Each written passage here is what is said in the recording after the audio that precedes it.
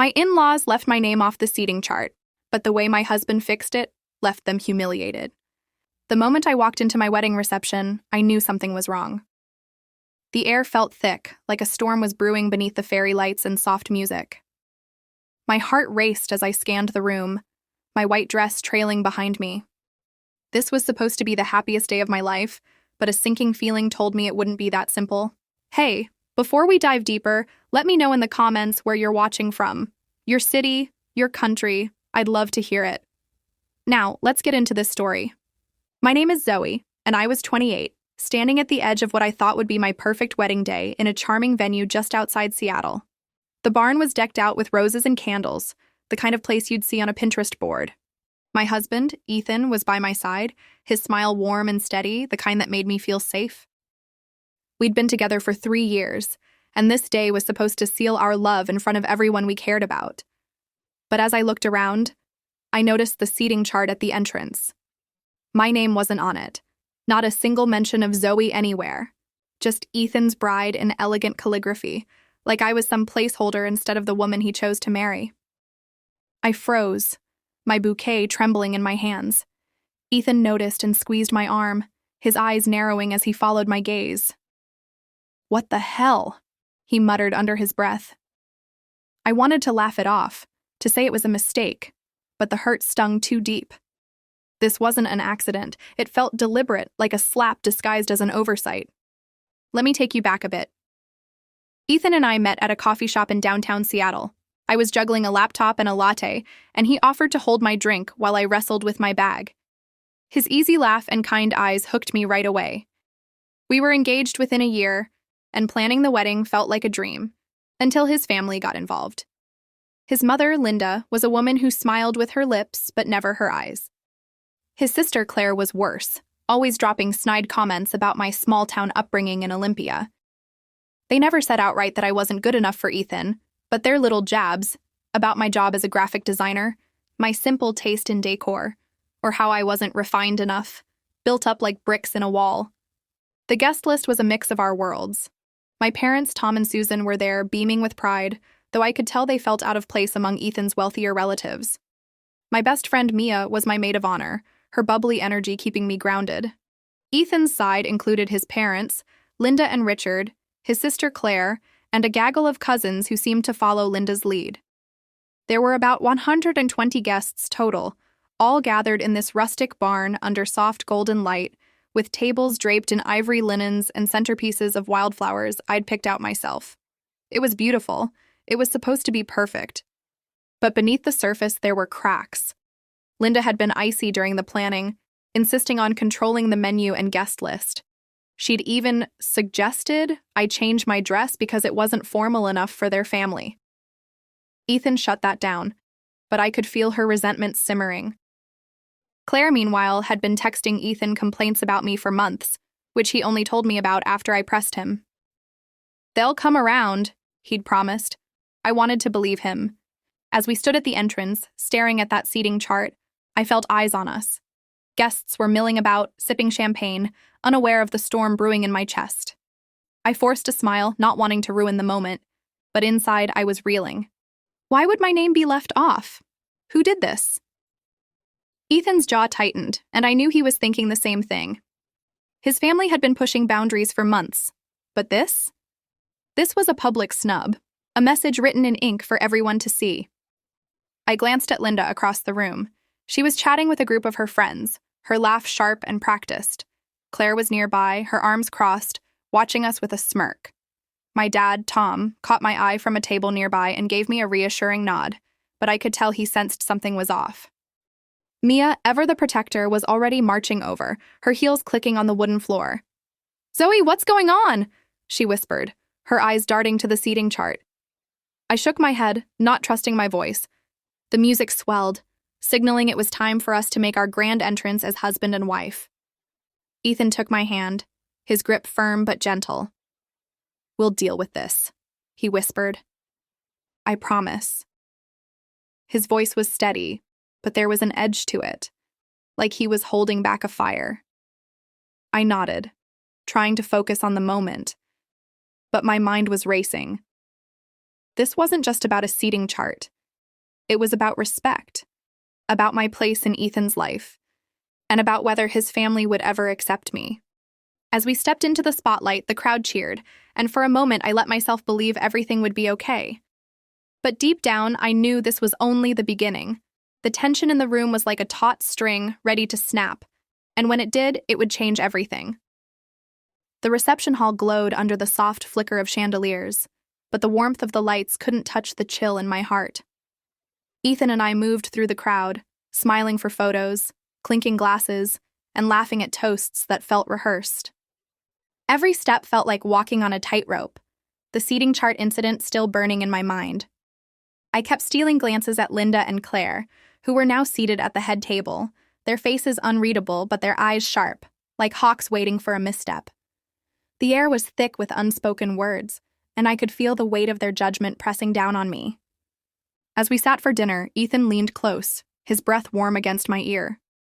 "You okay, Zoe?" His voice was soft, but there was a steel behind it, like he was ready to fight for me. I nodded, forcing a smile, but my eyes darted to the seating chart still propped up near the entrance. Ethan's bride. The words mocked me every time I looked. Mia, sitting to my left, nudged me under the table. "Ignore it," she whispered. "They're just trying to get under your skin." But it wasn't just the chart. It was everything. The way Linda had forgotten to include me in family photos during the rehearsal dinner, the way Claire had joked about how Ethan could have done better. Little cuts, each one deeper than the last. The first course was served. Grilled salmon with a lemon glaze, a compromise after Linda insisted my choice of chicken was too basic. The clink of silverware and hum of conversation filled the room, but I noticed the whispers. A cousin of Ethan's, Sarah, leaned toward Claire, their heads bent together, their eyes flicking toward me. Sarah's lips curled into a smirk, and Claire let out a soft laugh, the kind that slices through you without making a sound. My dad, seated a few tables away, caught my gaze again. His brow furrowed, and I knew he was picking up on the tension. My mom, Susan, was chatting with a guest, oblivious for now, but I could tell she'd sense it soon. She always did. Then came the first real spark. As the servers cleared the plates, Linda stood, her champagne flute raised, her smile polished but cold. "I'd like to say a few words," she announced, her voice carrying over the room. Ethan's hand tensed on mine under the table.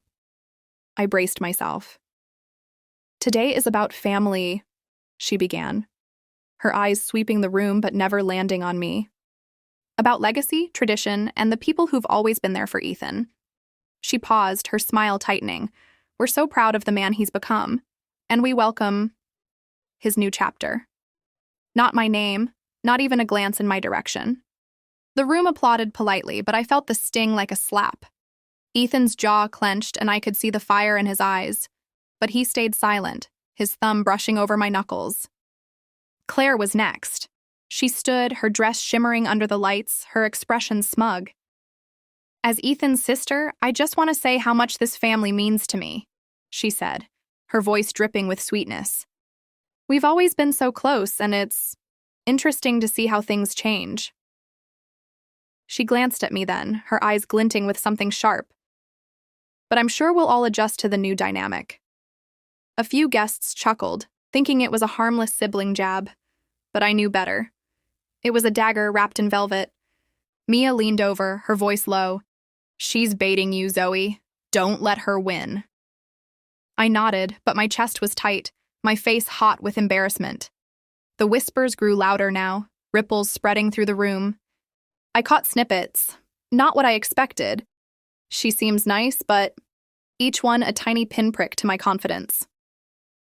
Ethan's cousin, Jake, a loudmouth who'd had too much wine, muttered something to his wife about small-town girls, and laughed. I pretended not to hear, but it was like the room was closing in, every word and glance building the pressure.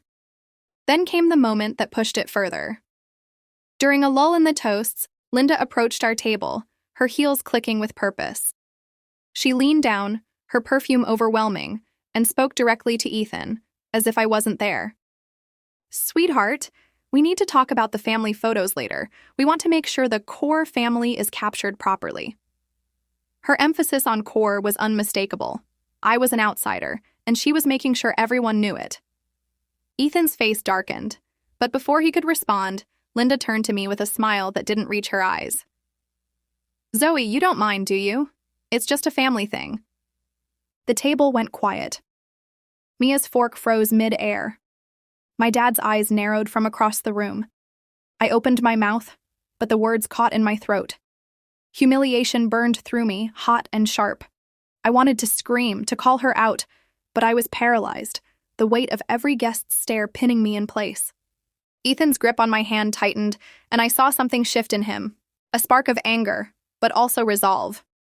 He didn't say anything, not yet. But I knew my husband. He wasn't going to let this slide. The music started again, pulling the room back to life, but the tension lingered like smoke. Every laugh, every clink of a glass, felt like it was building toward something bigger, something that would break this facade wide open. I looked at Ethan, his face a mask of calm, but his eyes told a different story. He was planning something, and whatever it was going to change everything. The reception rolled on, but the air felt heavier with every passing minute, like a storm cloud swelling before the downpour. The dance floor opened and couples swayed to a slow jazz tune, their laughter mingling with the clink of glasses. I tried to focus on Ethan, on the way his hand rested gently on my waist as we moved through our first dance, but my eyes kept drifting to Linda and Claire. They were at their table, heads bent together, their whispers sharp and secretive. Every so often, Claire's gaze flicked toward me, her lips curling into that same smug smirk. It was like she was daring me to crack. Ethan noticed too. His smile was tight, his eyes scanning the room as if mapping out a battlefield. "Zoe," he murmured, pulling me closer as we danced, "I'm not letting them ruin this. You're my wife, and they need to respect that." His voice was low, steady, but there was a fire in it that made my heart skip. I nodded, trying to hold on to his words, but the sting of the seating chart and Linda's core family comment still burned. I felt like an intruder in my own wedding, and the weight of it was crushing. As the song ended, the MC announced the bouquet toss, and I forced myself to play along, tossing the flowers into a crowd of laughing women. Mia caught it, winking at me, but even her warmth couldn't shake the unease.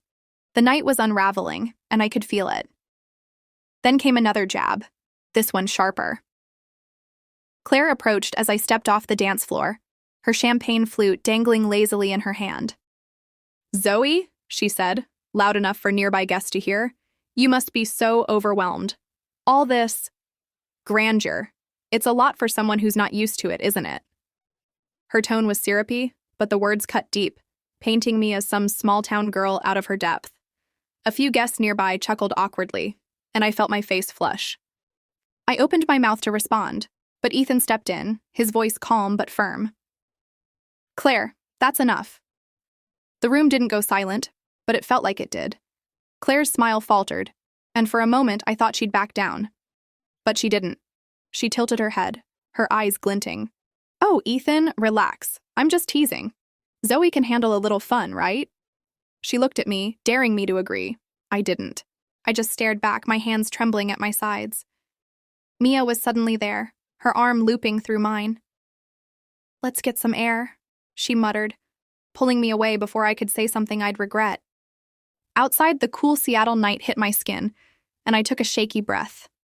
Mia rubbed my back, her voice fierce. "They're trying to break you, Zoe. Don't let them." I nodded, but tears stung my eyes. I wasn't just fighting for my place in Ethan's family, I was fighting for my dignity in front of everyone I loved. When we returned, the mood had shifted. The toasts were about to start, and I could see Ethan talking to the MC, his expression intense. My stomach twisted. What was he planning? The MC handed Ethan the microphone, and the room quieted. He stood, his broad shoulders squared, his eyes scanning the crowd before landing on me. "I want to say something," he began, his voice steady but carrying an edge that made every head turn. "Today, I married the love of my life, Zoe." He paused, letting my name hang in the air, and I felt a rush of warmth at the way he said it, like it was the most important word he'd ever spoken. But it seems some people here forgot that. His gaze shifted to Linda and Claire, and the room went still, the kind of silence that feels like it's holding its breath. Linda's smile froze, her champagne flute hovering near her lips. Claire's smirk vanished, her face paling. Ethan continued, his voice calm but razor-sharp. My wife's name was left off the seating chart tonight. It was labeled Ethan's bride, like she's some accessory instead of the woman I chose to spend my life with. That wasn't a mistake, it was a choice, and I'm calling it out. Gasps rippled through the room. My dad's eyes widened, and my mom gripped his hand. Mia squeezed my arm, whispering, "Yes, Ethan." He wasn't done. Zoe is my family now. She's not just my wife, she's my partner, my equal, and the strongest person I know. If anyone here can't respect that, they're not welcome in our lives. He turned to Linda directly, his voice dropping. Mom, Claire, you've made it clear how you feel. But this stops now. You don't get to diminish her to make yourselves feel bigger. The room was a sea of stunned faces, some guests whispering, others nodding in approval. Linda's face was a mask of shock, her lips parted but silent. Claire looked like she'd been slapped, her eyes darting to the floor. Ethan handed the microphone back to the MC, who fumbled for a moment before recovering. The silence broke into murmurs, then applause. Hesitant at first, then louder, led by Mia and my parents. I felt tears prick my eyes, not from hurt this time, but from pride. Ethan had stood up for me, not just in private, but in front of everyone. He walked back to me, his eyes soft but fierce, and pulled me into his arms. I love you, he whispered. I could barely speak, my throat tight with emotion. The room was buzzing now, the tension shattered, but the fallout was just beginning. The applause faded, but the room still hummed with energy, like the aftershock of a thunderclap. Ethan's words hung in the air, raw and unyielding, and I could feel every eye on us. My heart pounded, a mix of relief and adrenaline, as I clung to Ethan's hand. He stood tall beside me, his gaze steady, but I could see the weight of what he'd just done settling into his shoulders. Calling out his own family in front of 120 guests wasn't just bold. It was a line drawn in the sand. And now, we were all waiting to see what would happen next. Linda was still at her table, her face pale, her champagne flute now abandoned on the tablecloth. Her hands were clasped tightly in her lap, her lips pressed into a thin line. Claire beside her looked like she wanted to disappear, her eyes fixed on the floor, her earlier smirk nowhere to be found. The guests around them shifted uncomfortably, some whispering, others pretending to focus on their dessert plates. My parents across the room were beaming with pride, my dad giving Ethan a subtle nod of approval. Mia leaned in, her voice a fierce whisper. That was epic, Zoe. He just put them in their place. I managed a shaky smile, but my mind was racing. What now?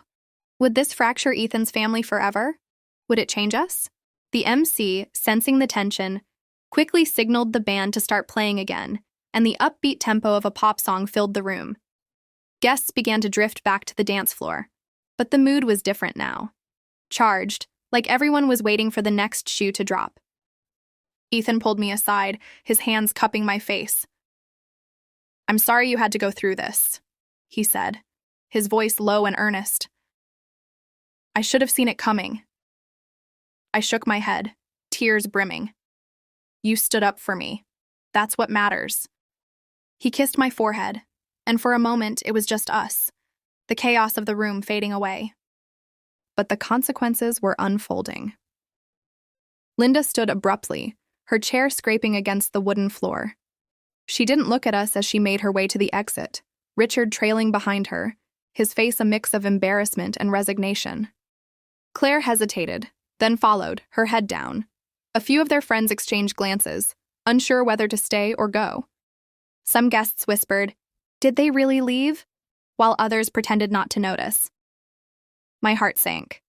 This was my wedding day, and Ethan's family was walking out. But part of me, a small, fierce part, felt a strange relief. They'd shown their true colors, and Ethan had chosen me. The rest of the night went on, but it was different.